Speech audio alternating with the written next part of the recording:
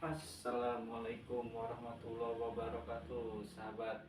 Nah, di monolog saya kali ini pasti udah pada penasaran saya mau bermonolog apa.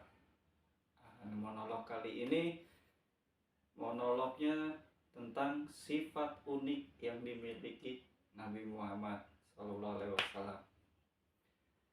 Jadi, eh, kenapa sih kita tidak menggambarkan bahwa Allah, Rasulullah, terus agama Islam itu tidak kita gambarkan dengan kasih sayang, tapi beredar sekarang kan bahwa beragama itu menakutkan, Allah itu kejam, maha penghukum. Agama juga sulit, mempersulit uang atau segala macam. Kenapa yang nggak kita gambarkan itu bahwa sifat rahmat dan rahimnya Allah, terus rahmatnya agama Islam, rahmatnya Rasulullah. Soalnya kalau kita menggambarkan dengan rahmat dan rahim Allah, maka yang di dalam kalbu kita ini akan terpancar bahwa pengasih, penyayang kepada seluruh makhluk dan alam. Jadi mulai sekarang kita tanamkan ke dalam diri kita bahwa Allah itu Rahman, Rahim, Rahmat. Begitu juga dengan Islam ataupun Nabi Muhammad SAW sendiri. Karena apa? Karena tidak ada ruginya kita mengasihi atau menolong yang di luar diri kita gitu, dengan rahmat rahim. Kita mencontoh dari kemurahan hatinya Allah. Bahkan Imam Al-Ghazali pun mendapatkan rahmat Allah bukan karena tulisan atau membela Islam, tapi karena dia membiarkan seekor lalat hinggap di penanya sampai lalat tersebut terbang. Nah, itu yang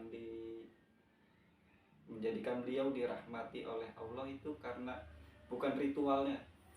Jadi rahmat Allah itu bukannya dikasih pada orang-orang yang melakukan ritualnya saja gitu.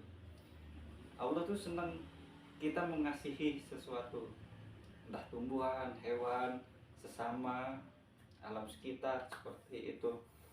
Jadi pentingnya kasih sayang itu tidak ada ruginya kalau kita tularkan ke orang lain. Kalaupun ada pun kerugian, itu orang yang menebar kekejaman, kekejian, dan mereka orang-orang yang paling rugi lah, seperti itu. Tidak ada salahnya kita mengasihi sesama makhluk hidup, tumbuhan ataupun lain. Bahkan Rasulullah SAW pun dari sifatnya menamai benda-benda yang ia miliki dengan beliau sendiri yang kasih nama. Kayak cerminnya, nama cerminnya Rasulullah tuh dinamakan dengan apa namanya, cerminnya dinamakan dengan Al-Midalah, cerminnya beliau. Mangkuknya bernama Al-Gara, tekok beliau namanya As-Sadir, tikar beliau tidur tuh Al-Kas, gelasnya bernama Arayan, dan gunting beliau bernama Jami. Beliau pun suka pakai tongkat bernama Al-Masyuk, sama An-Namir, tongkatnya beliau.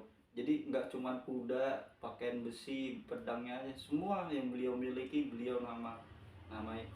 Ini ada kedekatan personality antara Rasulullah dan barang kesayangan yang dimilikinya. Kenapa dia perlu melakukan persahabatan, perlu melakukan perawatan dari kita, bahkan kepada benda mati pun gitu Rasulullah mengasihinya.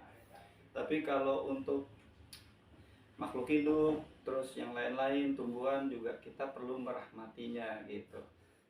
Bahkan Nabi Muhammad SAW pernah berbicara dengan pohon, tumbuhan, karena emang ada seperti itu. Dan apa namanya, bisa dibilang kalau mimbarnya Nabi Muhammad SAW juga pernah nangis waktu mau diganti.